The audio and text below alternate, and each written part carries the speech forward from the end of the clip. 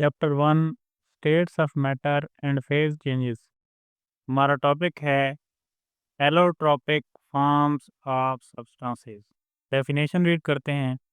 Both elements and compounds may exist in more than one structural form which can exhibit quite different physical and chemical properties।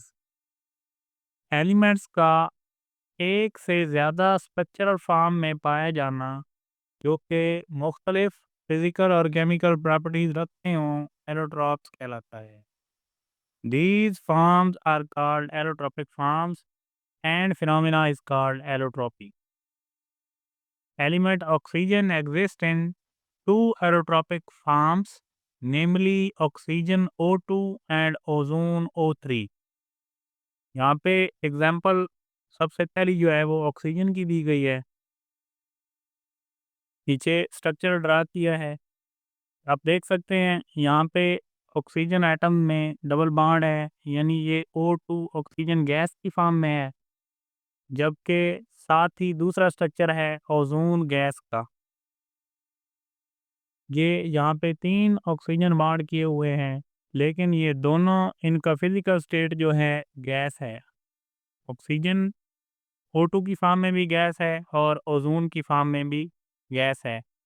यानी allotropes क्या होते हैं? Simple अल्फाज में अगर हम कहें तो ऐसे एलिमेंट्स जो सेम फिजिकल स्टेट में एक से ज़्यादा स्ट्रक्चरल फॉर्म में पाए जाएं उन्हें हम एलोट्रॉप्स कहते हैं। एलोट्रॉप्स की दो रीजन है। नंबर 1 है नंबर ऑफ एटम्स, जैसा कि ऑक्सीजन की एग्जांपल है। यहाँ पे ऑक्सीजन के 2 एटम हैं, ये ऑक्सीजन गैस है। यहाँ पे 3 एटम्स कंबाइन हैं, ये ओजोन गैस है। लेकिन इनकी जो फिजिकल स्टेट है वो सेम है, यानी दोनों गैसेस फॉर्म में पाए जाते हैं। इसकी एलोट्रॉप दूसरी रीजन है arrangement of atom. Arrangement of atoms यानी एटम की तादाद एक रीजन है, दूसरी रीजन है अरेंजमेंट ऑफ एटम की तादाद सेम ही हो लेकिन उनका अरेंजमेंट मुख्तलिफ हो। ये भी अगली जो एग्जांपल्स हैं हम पढ़ेंगे उनमें इस चीज़ को भी एक्सप्लेन करते हैं। सिमिलरली पहले यहाँ पे ऑक्सीजन की एलोट्रॉप्स बताए गए हैं, हम नीचे कार्बन की बता रहे हैं। Carbon exist in 3 main allotropic forms, diamond, graphite, buckminster, fullerene. ये 3 एलोट्रॉप्स हैं कार्बन के। Diamond has a giant macromolecular structure. Diamond का मैक्रोमोलिक्यूलर स्ट्रक्चर है, whereas graphite has a layered structure of hexagonal rings of carbon.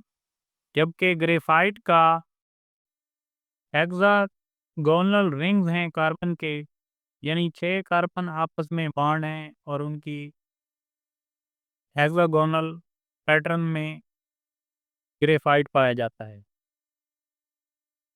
Students अगर diamond की बात करें, यहाँ पे नीचे में उसके मॉलिक्यूल का स्ट्रक्चर किस तरह बनता है।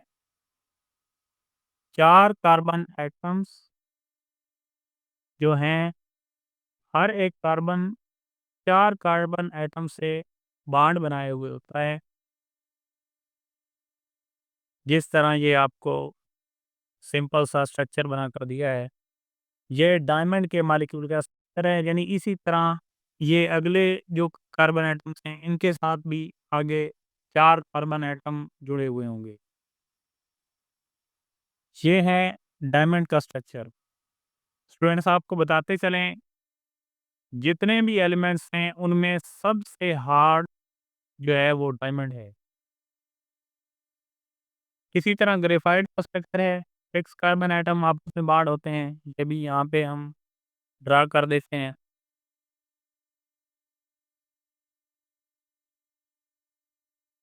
ये इस शेप का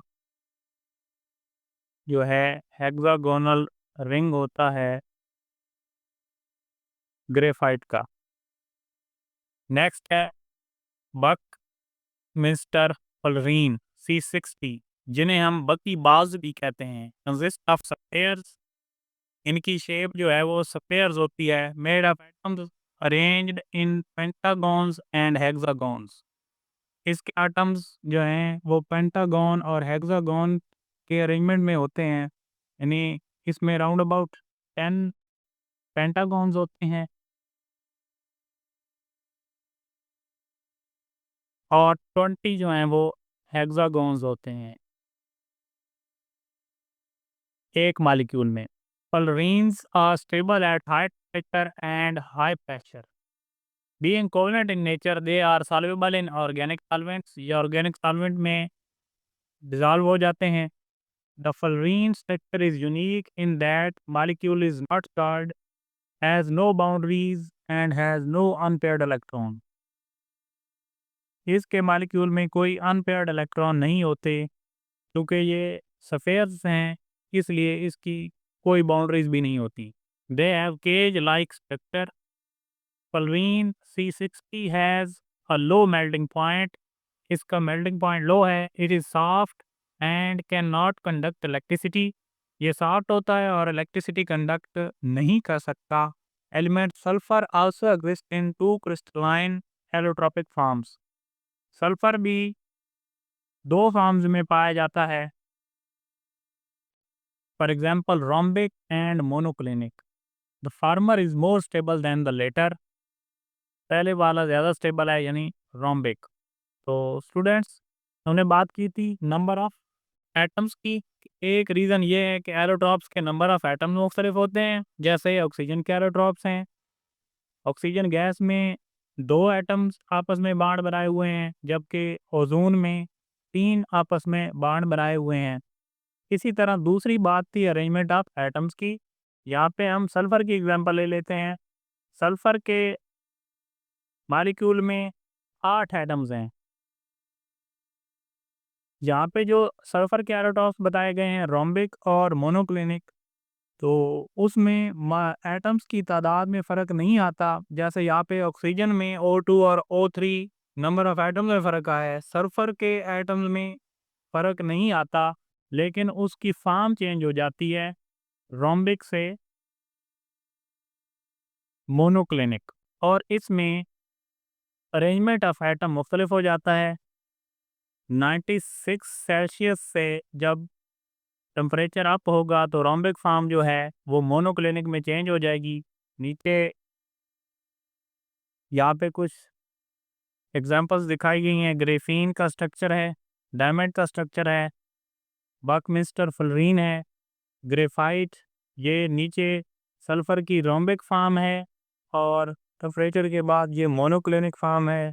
सिर्फ अरेंजमेंट ऑफ एटम में इसमें सल्फ़र में डिफरेंस आया है, नंबर ऑफ एटम में डिफरेंस नहीं आया। Thank you very much.